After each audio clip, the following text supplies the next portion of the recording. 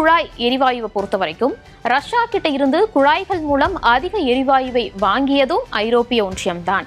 ரஷ்யாவினுடைய மொத்த குழாய் எரிவாயு ஏற்றுமதியில 37% ஐரோப்பிய ஒன்றியம் வாங்கியிருக்கு. அப்படிங்கும்போது சீனா 30%, துருக்கி 27% வாங்கியிருக்காங்க. ஆனாலுமே அமெரிக்கா தற்போது அதிக வரிகளை இந்தியா மீது விதிச்சிருக்கு அப்படிங்கிறதும் குறிப்பிடத்தக்கது.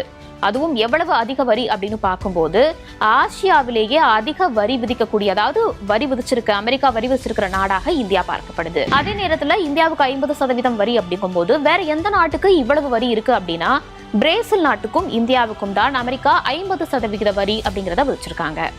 இதற்கு அந்த 21 days அப்படிங்கிறது டைம் பீரியட் கொடுத்திருக்காங்க. இந்தியா பதிலடியும் கொடுத்து வந்துட்டு இருக்காங்க. இதெல்லாம் ஏத்துக்க மாட்டோம், நியாயமற்றது அப்படிங்கிறத சொல்லிட்டு இருக்காங்க. இதனுடைய முடிவு எப்படி இருக்கும்?